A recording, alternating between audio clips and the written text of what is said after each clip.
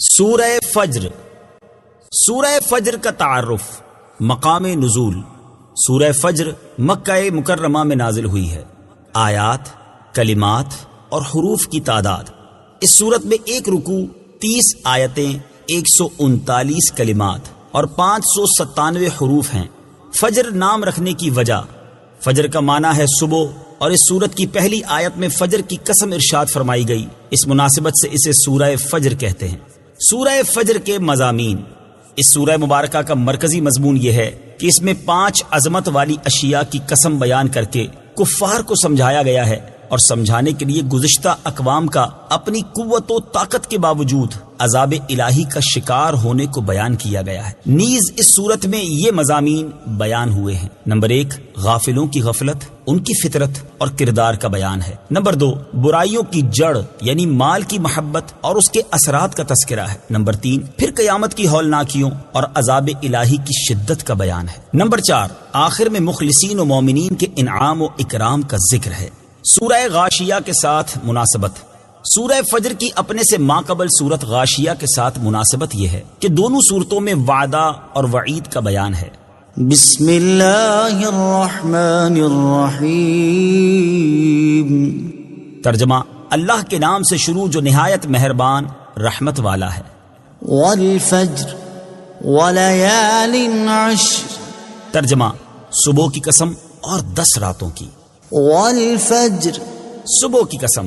تفسیر صراط الجنان میں ہے، اس آیت سے مراد یا تو یکم محرم کی صبح ہے جس سے سال شروع ہوتا ہے، یا یکم ذوالحجہ کی جس سے 10 راتیں ملی ہوئی ہیں جن میں بطور خاص حج کے ایام آتے ہیں، یا عید الاضحیٰ کی صبح مراد ہے کہ یہ وہ صبح ہے جس میں حج کے اہم رکن طواف زیارت کا وقت شروع ہوتا ہے۔ اور بعض مفسرین نے فرمایا کہ اس سے مراد ہر دن کی صبح ہے، کیونکہ وہ رات کے گزرنے، روشنی کے ظاہر ہونے اور تمام جانداروں کے رزق کی طلب کے لیے منتشر ہونے کا وقت ہے، اور یہ وقت مردوں کے قبروں سے اٹھنے کے وقت کے ساتھ مشابہت و مناسبت رکھتا ہے۔ وليال عشر، اور 10 راتوں کی تفسیر صراط الجنان میں ہے، حضرت عبداللہ ابن عباس رضی اللہ تعالی عنہما سے مروی ہے کہ ان سے مراد ذوالحجہ کی پہلی 10 راتیں ہیں، کیونکہ یہ زمانہ حج کے اعمال میں مشغول ہونے کا زمانہ ہے۔ ذوالحجہ کے ابتدائی 10 دنوں کے فضائل، حدیث شریف میں اس عشرے کی بہت فضیلتیں وارد ہوئی ہیں، یہاں ان میں سے 2 فضائل ملاحظہ ہوں۔ چنانچہ نمبر 1، حضرت عبداللہ ابن عباس رضی اللہ تعالی عنہما سے روایت ہے، اور یہ حدیث پاک ترمذی شریف میں ہے، رسول اللہ صلی اللہ تعالی علیہ وآلہ وسلم نے ارشاد فرمایا، اللہ تعالیٰ کے نزدیک ان 10 دنوں کے مقابلے میں کسی دن کا عمل زیادہ محبوب نہیں۔ صحابہ کرام رضی اللہ تعالی عنہم نے عرض کی، یا رسول اللہ صلی اللہ تعالی علیہ وسلم، کیا اللہ تعالیٰ کے راستے میں جہاد بھی نہیں؟ ارشاد فرمایا، ہاں، جہاد بھی نہیں، البتہ وہ شخص جو اپنی جان اور مال کے ساتھ اللہ تعالیٰ کی راہ میں نکلا، پھر ان میں سے کسی چیز کے ساتھ واپس نہ ہوا، یعنی شہید ہو گیا، تو اس کا یہ عمل افضل ہے۔ نمبر 2، حضرت ابو ہریرہ رضی اللہ تعالی عنہ سے روایت ہے، اور یہ حدیث بھی ترمذی شریف میں ہے، رسول کریم صلی اللہ تعالی علیہ وآلہ وسلم نے ارشاد فرمایا، جن دنوں میں اللہ تعالیٰ کی عبادت کی جاتی ہے ان میں سے کوئی دن ذوالحجہ کے 10 دنوں سے زیادہ پسندیدہ نہیں۔ ان میں سے ممنوع دنوں کے علاوہ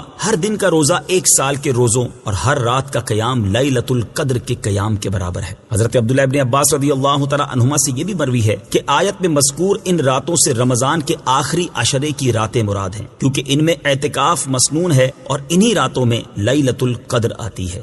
رمضان کے آخری عشرے کی اہمیت، تاجدار رسالت صلی اللہ تعالی علیہ وآلہ وسلم رمضان کے آخری عشرے میں خاص طور پر اعتکاف فرماتے، اس کی طاق راتوں میں شب قدر تلاش کرنے کی ترغیب دیتے اور اللہ تعالیٰ کی عبادت کرنے میں خوب جد و جہد فرماتے تھے۔ چنانچہ حضرت عائشہ صدیقہ رضی اللہ تعالی عنہا فرماتی ہیں، حضور اقدس صلی اللہ تعالی علیہ وآلہ وسلم رمضان کے آخری عشرے میں اعتکاف فرماتے اور فرمایا کرتے کہ شب قدر کو رمضان کے آخری عشرے میں تلاش کرو۔ نیز حضرت عائشہ صدیقہ رضی اللہ تعالی عنہا فرماتی ہیں، مسلم شریف کی حدیث ہے، حضور پرنور صلی اللہ تعالی علیہ وآلہ وسلم رمضان کے آخری عشرے میں باقی دنوں کی بنسبت عبادت میں زیادہ جد و جہد کرتے تھے۔ بعض مفسرین نے فرمایا کہ آیت میں مذکور ان راتوں سے مراد محرم الحرام کے پہلے عشرے کی 10 راتیں ہیں، کہ ان 10 دنوں میں انبیاء کرام علیہم الصلوۃ والسلام کے بڑے بڑے واقعات رونما ہوئے، اور اس عشرے میں عاشورہ کا دن بھی ہے۔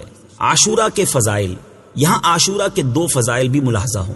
بخاری شریف کی حدیث ہے، نمبر 1، حضرت عبداللہ ابن عباس رضی اللہ تعالی عنہما فرماتے ہیں جب رسول کریم صلی اللہ تعالی علیہ وآلہ وسلم مدینہ منورہ تشریف لائے تو یہودیوں کو دیکھا کہ وہ عاشورہ کے دن روزہ رکھے ہوئے ہیں۔ آپ نے ارشاد فرمایا یہ کیا ہے؟ انہوں نے عرض کی یہ ایک عظمت والا دن ہے اور یہ وہ دن ہے جس میں اللہ تعالیٰ نے بنی اسرائیل کو ان کے دشمن سے نجات دی، تو اس دن شکرانے کے طور پر حضرت موسیٰ علیہ السلام نے روزہ رکھا۔ حضور پر نور صلی اللہ تعالی علیہ وآلہ وسلم نے ارشاد فرمایا میں حضرت موسیٰ علیہ السلام کی موافقت کرنے میں تم سے زیادہ حقدار ہوں، چنانچہ آپ نے خود بھی روزہ رکھا اور اس دن روزہ رکھنے کا حکم بھی ارشاد فرمایا۔ نمبر 2، مسلم شریف کی حدیث ہے، حضرت ابو قتادہ رضی اللہ تعالی عنہ سے روایت ہے، رسول اکرم صلی اللہ تعالی علیہ وآلہ وسلم نے ارشاد فرمایا مجھے اللہ تعالیٰ پر گمان ہے کہ عاشورہ کا روزہ 1 سال پہلے کے گناہ مٹا دیتا ہے۔ نوٹ، یاد رہے کہ جو عاشورہ کے دن روزہ رکھنا چاہے تو اسے چاہیے کہ وہ 9 محرم یا 11 محرم کا روزہ بھی رکھے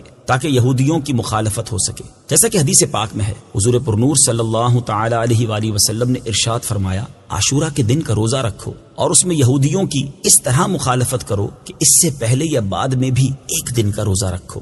والشفع والوتر واللیل اذا یسر۔ ترجمہ، اور جفت اور طاق کی قسم اور رات کی جب چل پڑے۔ والشفع والوتر، اور جفت اور طاق کی قسم۔ تفسیر صراط الجنان میں ہے جفت اور طاق سے کیا مراد ہے؟ اس بارے میں مفسرین کے متعدد اقوال ہیں، ان میں سے 4 اقوال ملاحظہ ہوں۔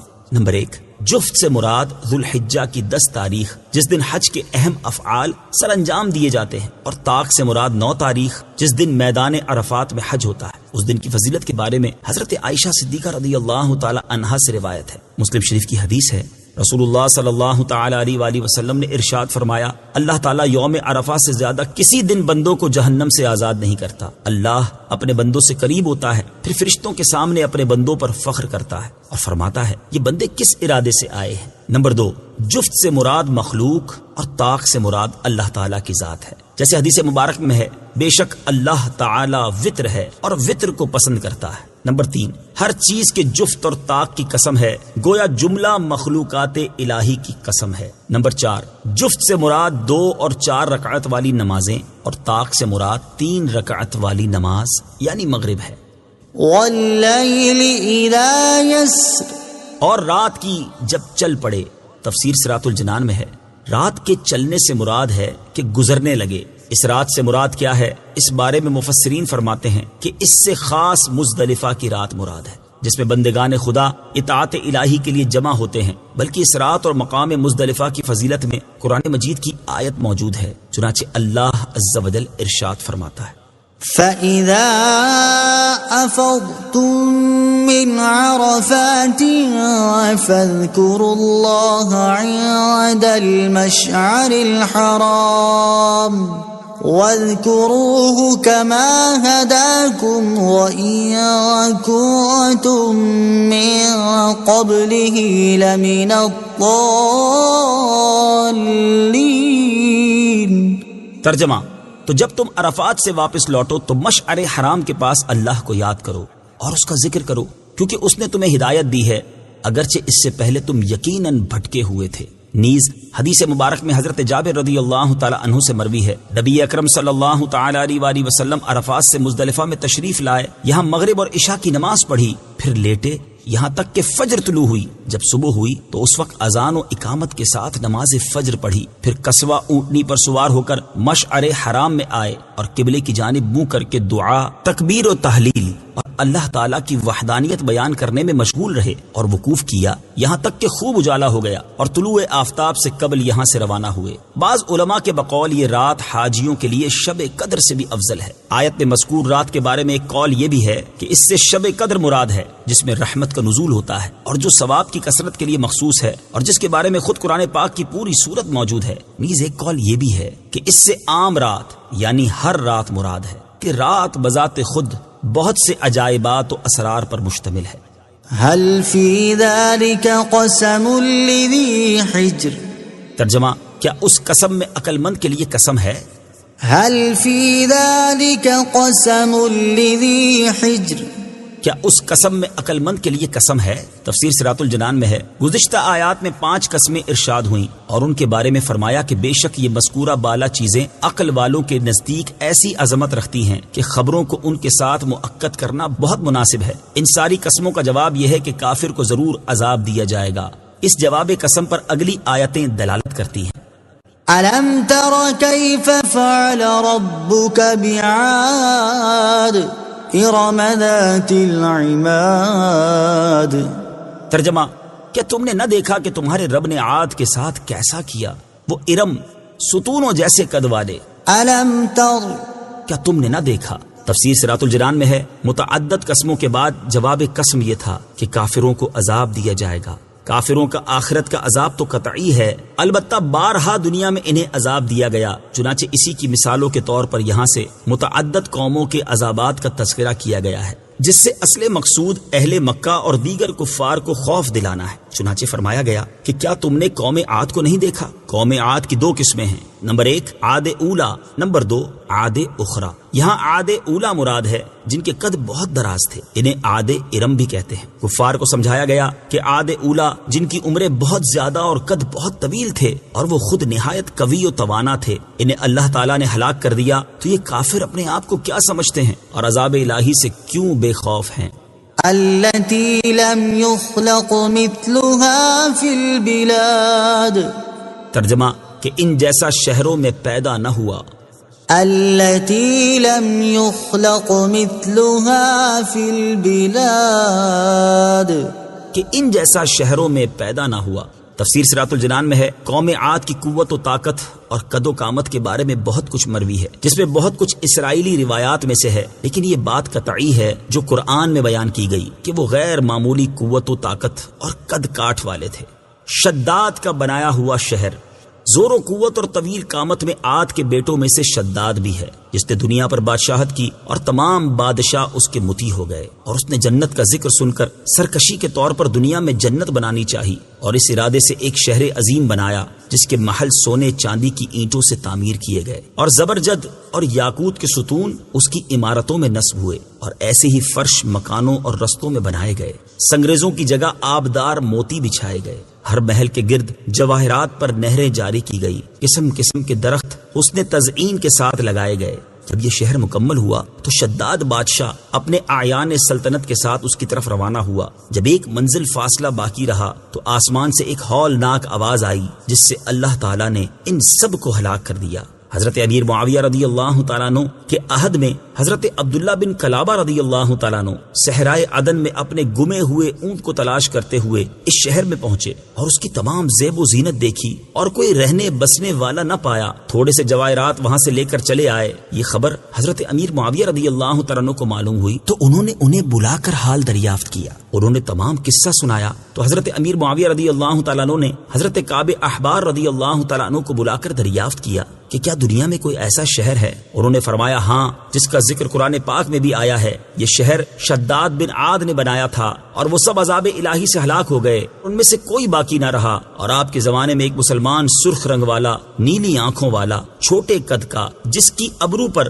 ایک تل ہوگا، اپنے اونٹ کی تلاش میں شہر میں داخل ہوگا۔ پھر حضرت عبداللہ بن کلابہ رضی اللہ تعالیٰ عنہ کو دیکھ کر فرمایا بخدا وہ شخص یہی ہے۔ وثمود الذين جابوا الصخر بالواد وفرعون ذي الأوتاد۔ ترجمہ، اور ثمود جنہوں نے وادی میں پتھر کی چٹانیں کاٹی اور فرعون جو میخوں والا تھا۔ وثمود، اور ثمود۔ تفسیر صراط الجنان میں ہے، یعنی کیا تم نے نہ دیکھا کہ تمہارے رب عز و جل نے قوم ثمود کے ساتھ کیا کیا، جنہوں نے اپنی قوت و طاقت سے پہاڑ کاٹ کر مضبوط مکانات تعمیر کیے، مگر اللہ تعالیٰ نے انہیں بھی ہلاک کر دیا۔ قوم ثمود قوم عاد کے چچا زاد تھے، حجاز و شام کے درمیان آباد تھے، حجر سے وادی قرا تک بہت سے بڑے بڑے شہر آباد کیے تھے، سنگ تراشی میں استاذ تھے، بہت قداور اور مالدار تھے۔ حضرت صالح علیہ الصلوۃ والسلام ان میں نبی ہو کر تشریف لائے اور آپ کی مخالفت کی وجہ سے کفار ثمود ہلاک ہوئے۔ وفرعون، اور فرعون۔ تفسیر صراط الجنان میں ہے، یعنی کیا تم نے نہ دیکھا کہ تمہارے رب عز و جل نے فرعون کے ساتھ کیا کیا، جو میخوں میں گاڑ کر سزائیں دینے والا تھا۔ فرعون نے جس کو سزا دینا ہوتی اس کے ہاتھ پاؤں میخوں سے باندھ دیتا یا ہاتھ پاؤں میں ہی میخیں گاڑ دیتا تھا۔ الذين طغوا في البلاد فأكثروا فيها الفساد فصب عليهم ربك سوط عذاب۔ ترجمہ، جنہوں نے شہروں میں سرکشی کی پھر ان میں بہت فساد پھیلایا تو ان پر تمہارے رب نے عذاب کا کوڑا برسایا۔ الذين طغوا في البلاد، جنہوں نے شہروں میں سرکشی کی۔ تفسیر صراط الجنان میں ہے، ابو پر بیان کردہ قوم عاد، قوم ثمود، فرعون کے بارے میں فرمایا کہ انہوں نے شہروں میں سرکشی کی اور معصیت و گمراہی میں انتہا کو پہنچے اور عبدیت کی حد سے گزر گئے کہ فرعون نے تو بندگی کی حد سے گزر کر خدائی کا دعویٰ کر دیا، نیز انہوں نے کفر، قتل اور ظلم کے ذریعے زمین میں فساد برپا کیا، تو ان کا جو انجام ہوا وہ اگلی آیت میں مذکور ہوا کہ ان پر اللہ تعالیٰ نے عذاب کا کوڑا برسایا اور مختلف طرح کے عذابوں میں مبتلا کیا جنہوں نے انہیں ہلاک کر دیا۔ ان ربك لبالمرصاد، ترجمہ، بے شک تمہارا رب دیکھ رہا ہے۔ ان ربك لبالمرصاد، بے شک تمہارا رب دیکھ رہا ہے۔ تفسیر صراط الجنان میں ہے، اس آیت میں گزشتہ قوموں کا احوال ہو سکتا ہے کہ وہ اللہ تعالیٰ سے پوشیدہ نہ تھے، بلکہ ان کا ہر حال اللہ تعالیٰ پر کھلا ہوا تھا اور انہیں ان کی حرکات کی وجہ سے ہی عذاب دیا گیا، اور یوں ہی موجودہ اور آئندہ کے سارے لوگ بھی اللہ تعالیٰ کی نگہبانی میں ہیں کہ ان میں سے کوئی اللہ تعالیٰ پر پوشیدہ نہیں، اور ہر ایک کا ہر عمل، ہر حال، ہر حرکت اللہ تعالیٰ کے سامنے ہے۔ فَأَمَّا الْإِنسَانُ إِذَا مَا ابْتَلَاهُ رَبُّهُ فَأَكْرَمَهُ وَنَعَّمَهُ فَيَقُولُ رَبِّي أَكْرَمَنِ وَأَمَّا إِذَا مَا ابْتَلَاهُ فَقَدَرَ عَلَيْهِ رِزْقَهُ فَيَقُولُ رَبِّي أَهَانَنِ۔ ترجمہ، بہرحال آدمی کو جب اس کا رب آزمائے کہ اس کو عزت اور نعمت دے تو اس وقت تو کہتا ہے کہ میرے رب نے مجھے عزت دی، اور بہرحال جب اللہ بندے کو آزمائے اور اس کا رزق اس پر تنگ کر دے تو کہتا ہے کہ میرے رب نے مجھے ذلیل کر دیا۔ فَأَمَّا الْإِنسَانُ، بہرحال آدمی۔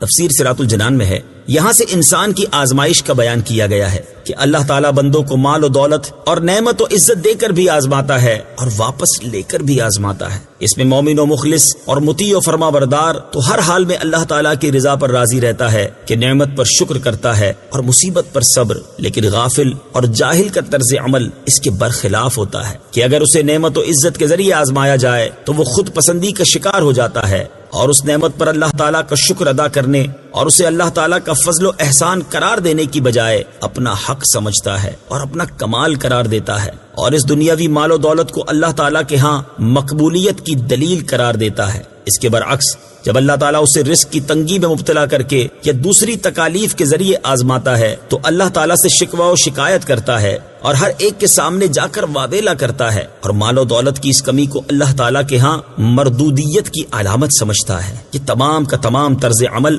حقیقی مسلمان کی شان کے برخلاف ہے کہ سچے مسلمان کو اگر مال و دولت اور عزت ملتی ہے تو وہ اسے اپنا ذاتی استحقاق قرار دینے کی بجائے خالصتاً اللہ تعالیٰ کی نعمت اور اس کا فضل قرار دیتا ہے، اور اگر کوئی مصیبت آتی ہے تو اسے اپنے گناہوں کا نتیجہ یا خدائی آزمائش قرار دے کر اللہ تعالیٰ کی رضا پر راضی رہتا ہے۔ یوں ہی سچے مسلمان مال و دولت کی کثرت کو اللہ تعالیٰ کے ہاں مقبولیت اور قلت کو مردودیت کی دلیل نہیں سمجھتے، بلکہ ان کے نزدیک مقبولیت کا معیار تقویٰ ہے اور مردودیت کا سبب نافرمانی ہے۔ ان آیات مبارکہ میں جو طرز عمل بیان کیا گیا ہے یہ حقیقتاً کفار کا ہے، لیکن افسوس کہ آج کل کے بہت سے نام نہاد مسلمان بھی غیر مسلموں کی دنیاوی ترقی سے مرعوب ہو کر ایسی سوچ بنا لیتے ہیں کہ اگر کفار مردود ہیں تو اتنی نعمت و ترقی میں کیوں ہیں، اور اگر مسلمان مقبول ہیں تو اتنی ذلت و پستی میں کیوں ہیں۔ حالانکہ بات بالکل واضح ہے کہ مسلمان کی موجودہ پستی اسلام کی وجہ سے نہیں بلکہ ترک اسلام کی وجہ سے ہے، یعنی اسلامی تعلیمات چھوڑنے کی وجہ سے ہے، اور کفار کی ترقی ان کے کفر کی وجہ سے نہیں بلکہ زندگی گزارنے کی جو حقیقی اسلامی تعلیمات ہیں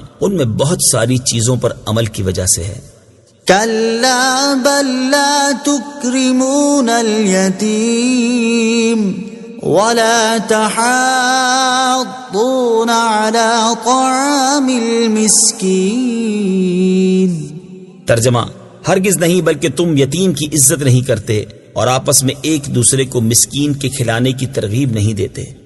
كلا بل لا تكرمون اليتيم، ہرگز نہیں بلکہ تم یتیم کی عزت نہیں کرتے۔ تفسیر صراط الجنان میں ہے، ارشاد فرمایا کہ عزت و ذلت کا معیار وہ ہرگز نہیں جو تم نے سمجھ رکھا ہے کہ عزت دولت کی وجہ سے اور ذلت غربت کی وجہ سے ہوتی ہے۔ مال و دولت کی یہ تقسیم تو اللہ تعالیٰ کی حکمت ہے کہ کبھی کسی حکمت سے دشمن کو دولت دے دیتا ہے اور کبھی مخلص بندے کو فقر و فاقہ میں مبتلا کر دیتا ہے۔ اصل عزت و ذلت کا معیار طاعت و معصیت پر ہے، لیکن کفار اس حقیقت کو نہیں سمجھتے، اور یوں ہی ان کے جاہل مقلد بھی اس حقیقت کو نہیں سمجھتے۔ تم میں سے اللہ تعالیٰ کی بارگاہ میں جو ذلیل ہے وہ نہیں جو مال کی کمی کا شکار ہے، بلکہ اللہ تعالیٰ کے ہاں تمہاری ذلت کا سبب یہ ہے کہ تم یتیم کی عزت نہیں کرتے اور دولت مند ہونے کے باوجود ان کے ساتھ اچھے سلوک نہیں کرتے اور انہیں ان کے حقوق نہیں دیتے جن کے وہ وارث ہیں۔ مقاتل نے کہا کہ امیہ بن خلف کے پاس قدامہ بن مذعون یتیم تھے، وہ انہیں ان کا حق نہیں دیتا تھا۔ اس پر یہ آیت مبارک نازل ہوئی۔ ولا تحاضون على طعام المسكين، اور آپس میں ایک دوسرے کو مسکین کے کھلانے کی ترغیب نہیں دیتے۔ تفسیر صراط الجنان میں ہے، یعنی تمہاری ذلت کا دوسرا سبب یہ ہے کہ تم خود بھی کھانے کی خیرات نہیں کرتے اور دوسروں کو بھی اس کی رغبت نہیں دیتے بلکہ اس سے روکتے ہو۔ وَتَأْكُلُونَ التُّرَاثَ أَكْلًا لَمًّا وَتُحِبُّونَ الْمَالَ حُبًّا جَمًّا۔ ترجمہ: اور میراث کا سارا مال جمع کر کے کھا جاتے ہو اور مال سے بہت زیادہ محبت رکھتے ہو۔ وَتَأْكُلُونَ التُّرَاثَ أَكْلًا لَمًّا، اور میراث کا سارا مال جمع کر کے کھا جاتے ہو۔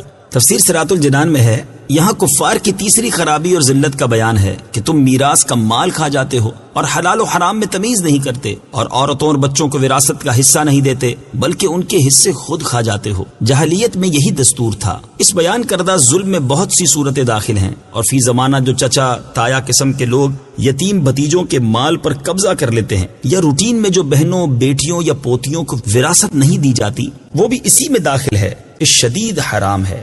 وَتُحِبُّونَ الْمَالَ حُبًّا جَمًّا، اور مال سے بہت زیادہ محبت رکھتے ہو۔ تفسیر صراط الجنان میں ہے، یہاں کفار کی ذلت اور چوتھی خصلت بیان کی گئی ہے، اور یہ حقیقت میں بقیہ جملہ امراض کی جڑ اور بنیاد ہے، اور وہ ہے مال اور دنیا کی محبت۔ چنانچہ ارشاد فرمایا کہ تم مال سے بہت زیادہ محبت کرتے ہو کہ اس کو خرچ کرنا ہی نہیں چاہتے، اور اسی سبب سے یتیموں کی عزت نہیں کرتے، مسکینوں کو کھانا نہیں کھلاتے، دوسروں کو صدقہ و خیرات کی ترغیب نہیں دیتے بلکہ دوسروں کا مال کھا جاتے ہو، ان کی زمین، جائیداد، مال، وراثت اور ملکیت پر قبضے کرتے ہو، بلکہ اسی سبب سے قتل و غارت گری کرتے ہو۔ الغرض فساد کی جڑ یعنی مال کی محبت کی وجہ سے ہر طرح کا بگاڑ پیدا کرتے ہو۔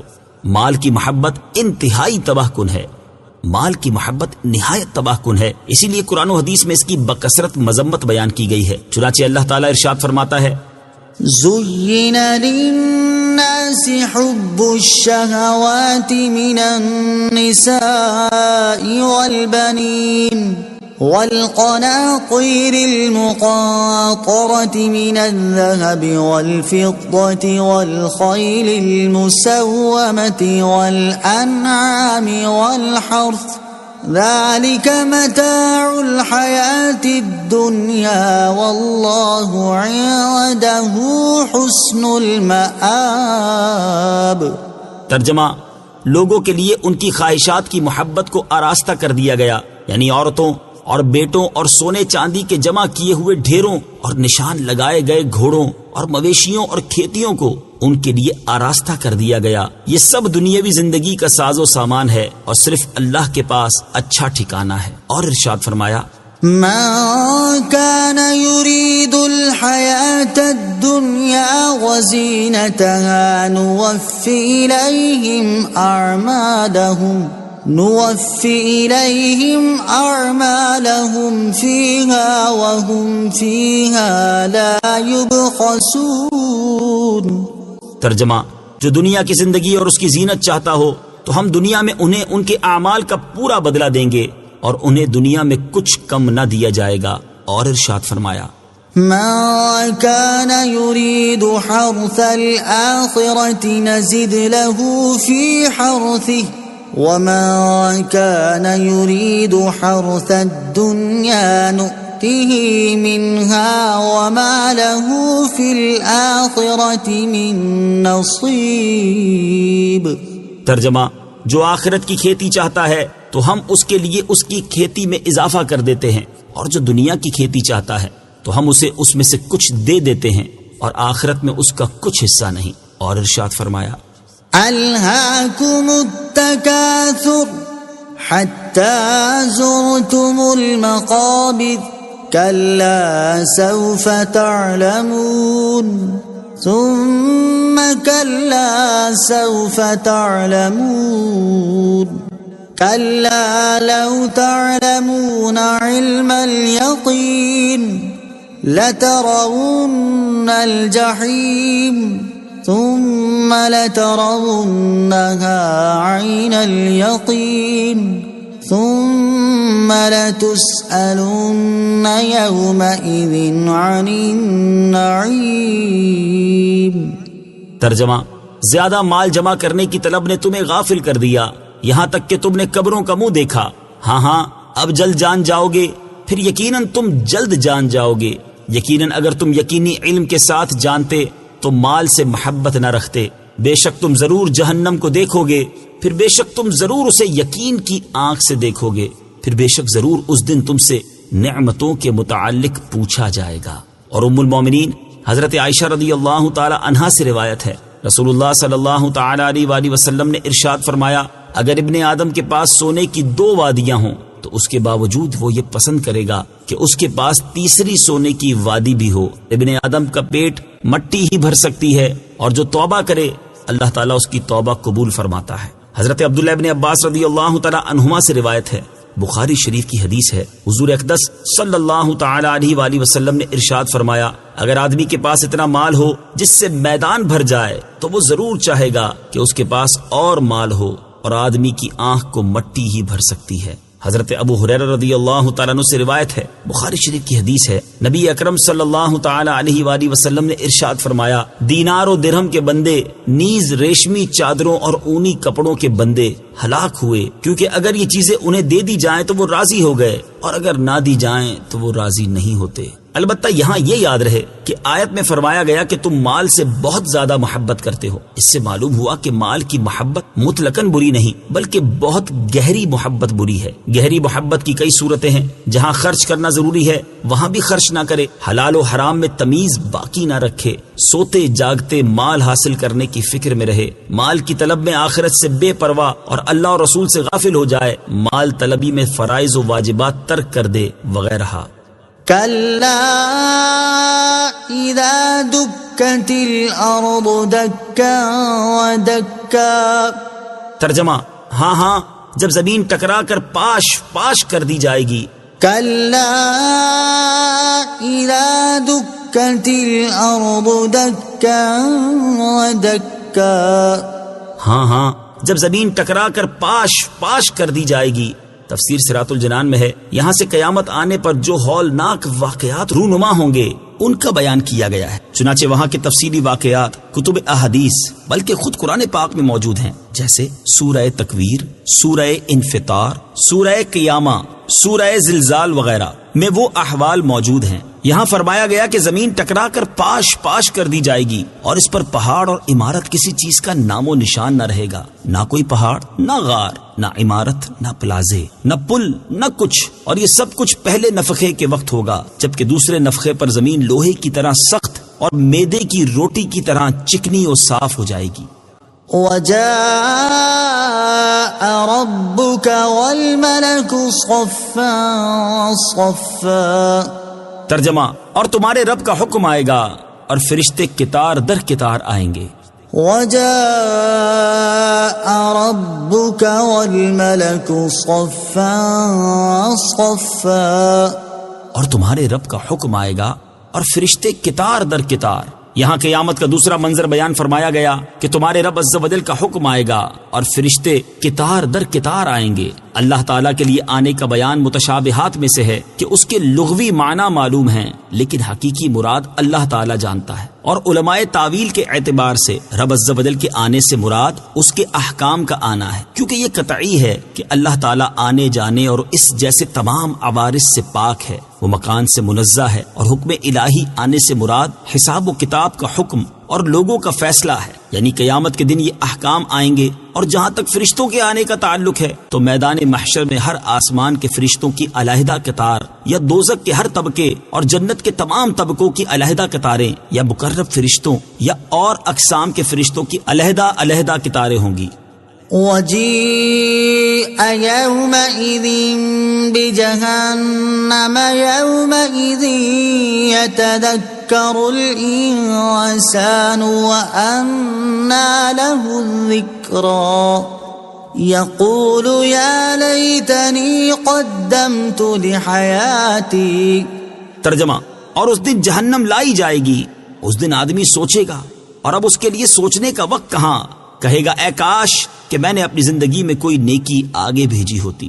وجيء يومئذ بجهنم، اور اس دن جہنم لائی جائے گی. تفسیر صراط الجنان میں ہے قیامت کے دن جہنم کو لائے جانے کا منظر بڑا ہولناک ہے. چنانچہ مفسرین فرماتے ہیں کہ جہنم کی 70,000 باغیں ہوں گی اور ہر باغ پر 70,000 فرشتے جمع ہو کر اس کو کھینچیں گے اور وہ جوش و غضب میں ہوگی، یہاں تک کہ فرشتے اس کو عرش کے بائیں جانب لائیں گے. اس روز سب نفسی نفسی کہتے ہوں گے سوائے حضور پر نور حبیب خدا سید انبیاء صلی اللہ تعالی علیہ وآلہ وسلم کے، کہ حضور اکرم صلی اللہ تعالی علیہ وآلہ وسلم یا رب امتی امتی فرماتے ہوں گے. جہنم حضور اقدس صلی اللہ تعالی علیہ وآلہ وسلم سے عرض کرے گی کہ اے سید عالم صلی اللہ تعالی علیہ وآلہ وسلم، آپ کا میرا کیا واسطہ؟ اللہ تعالیٰ نے آپ کو مجھ پر حرام کر دیا ہے. اس دن انسان سوچے گا اور اپنی غلطیوں، لغزشوں، خطاؤں اور گناہوں کو سمجھے گا، لیکن وہ وقت سوچنے کا نہیں ہوگا اور اس وقت کا سوچنا سمجھنا کچھ بھی فائدہ نہ دے گا اور اس سوچنے سے صرف حسرت حاصل ہوگی. اور اسی وجہ سے قیامت کا ایک نام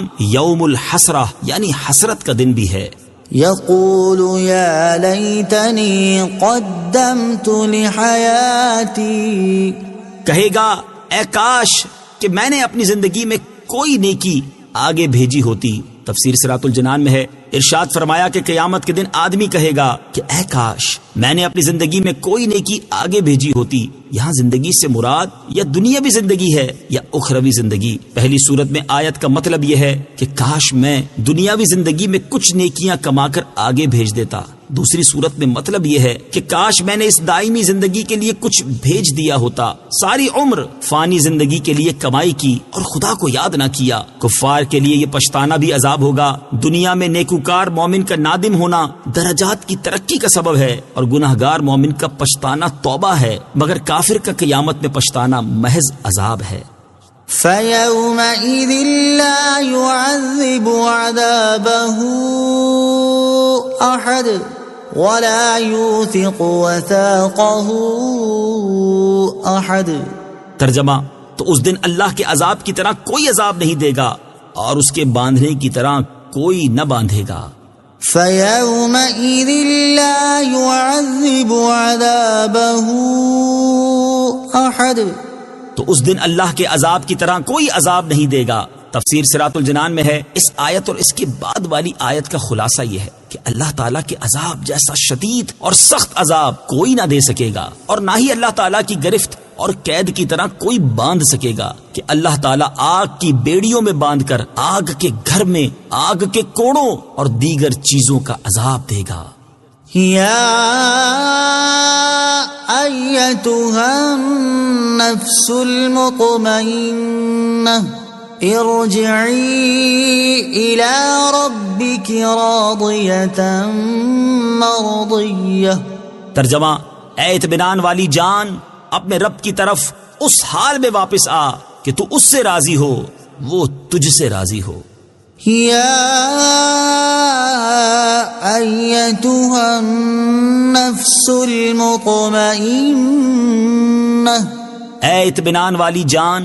تفسیر صراط الجنان میں ہے، کفار کے عذاب اور انجام کو بیان کرنے کے بعد اب ان لوگوں کا تذکرہ کیا جا رہا ہے جن کی زندگی اللہ تعالیٰ پر سچے ایمان اور اطاعت و عبادت میں گزری. یاد الہی جن کے دلوں کا قرار تھا اور ذکر خدا سے جن کے دلوں کو سکون ملتا تھا، جو ایمان اور یقین پر ثابت قدم رہے اور اللہ تعالیٰ کے حکم کے سامنے سر تسلیم و اطاعت خم کرتے رہے. ان حضرات سے موت کے وقت کہا جائے گا اے اطمینان والی جان، اور ایک قول کے مطابق یہ کلام آخرت میں ہوگا.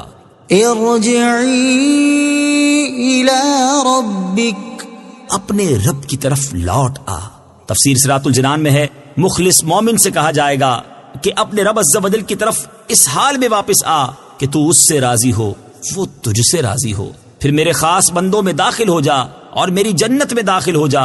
رب عز و جل کی طرف لوٹنے سے مراد اس کی رحمت، قرب اور حضوری میں حاضر ہونا ہے. انسانی نفس کے 3 درجے. یاد رہے کہ نفس انسانی کے 3 درجے ہیں. نفس امارہ جو انسان کو برائی کی رغبت دیتا ہے، نفس لوامہ جو گناہگار کو گناہ کے بعد ملامت کر کے توبہ کی طرف راغب کرتا ہے، نفس مطمئنہ جو بندگان خدا کو ذکر خدا سے سکون پہنچاتا ہے. چونکہ یہ لوگ دنیا میں اللہ تعالیٰ کی بھیجی ہوئی مصیبتوں پر صابر اور راحتوں پر شاکر رہ کر راضی برضا رہے اور ہر حال میں اللہ تعالیٰ کی رضا کے طلبگار رہے، تو اللہ تعالیٰ بھی ان کے تھوڑے عمل پر ان سے راضی ہوتا ہے اور اپنے انعامات سے ان کو راضی کرتا ہے. فادخلی فی عبادی وادخلی جنتی. ترجمہ: پھر میرے خاص بندوں میں داخل ہو جا اور میری جنت میں داخل ہو جا. فادخلی فی عبادی. پھر میرے خاص بندوں میں داخل ہو جا. تفسیر صراط الجنان میں ہے، نفس مطمئنہ کو خاص بندگان خدا کے گروہ میں شامل ہو کر جنت میں داخل ہونے کا فرمایا جائے گا. اس آیت میں نیک لوگوں کی معیت و قرب کی فضیلت بھی ظاہر ہوتی ہے کہ اللہ تعالیٰ نے پہلے اسے نیک بندوں کی معیت میں جانے کا فرمایا اور پھر جنت میں داخل ہونے کا فرمایا. اور یہ حقیقت ہے کہ نیکوں کی صحبت اصلاح قلب اور دخول جنت کا ذریعہ ہے. صدق اللہ العظیم.